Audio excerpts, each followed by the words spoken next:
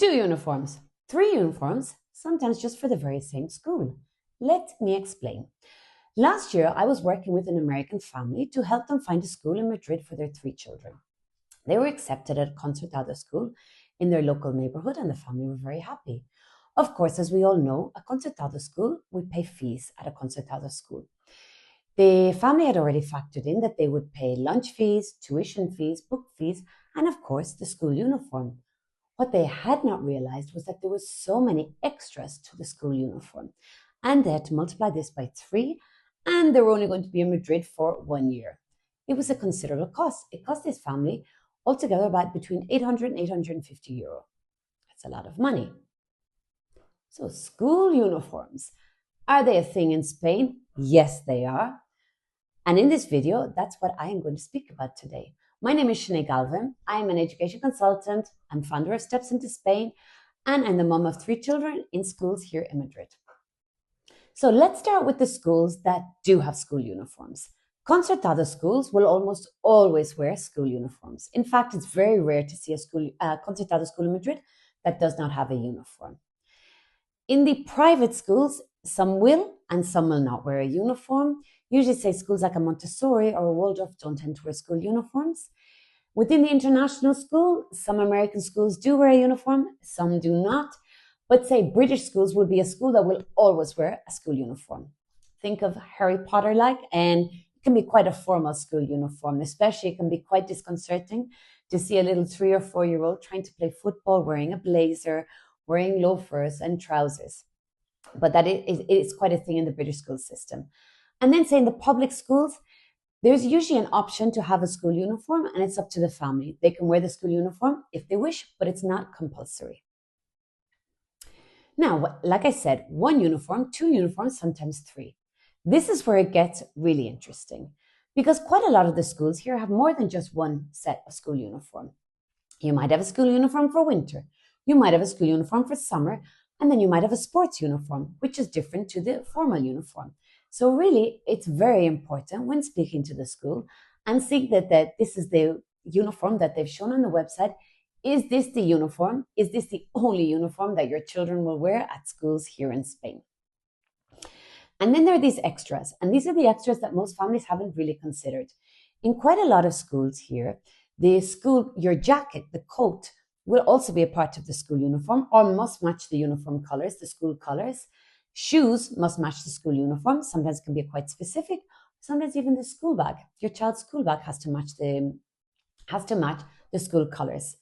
These are points to consider, and it's exactly where quite a lot of families are caught out. So where can you buy the school uniform? Many schools in Madrid will only sell a school uniform in a department store called El Corte Inglés. If you've never been to Spain, if you're not familiar with Spanish culture, you might not have heard of this store before. But once you move here, I promise you, you will find it. You'll see it in every single Spanish city. And it's quite an exclusive store that sells lots of different brands and, of course, has its own brand. And ironically, a school uniform specific to a school can only be bought in El Corte Inglés. That's one of the places that can be bought.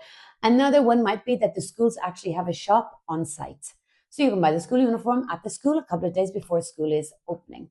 Or some schools, and this is an important one, might have a secondhand shop. And these obviously are very cost effective for parents and make an awful lot of sense. Unfortunately, not all of the schools offer a secondhand shop. But my piece of advice around this would be, if they don't, ask in the WhatsApp group, the parents' WhatsApp groups, or ask in a lot of the Facebook groups. Because a lot of people will be leaving and their school uniforms will happily be donated to another child. So what does the school uniform actually consist of? Boys and girls will have the option of trousers.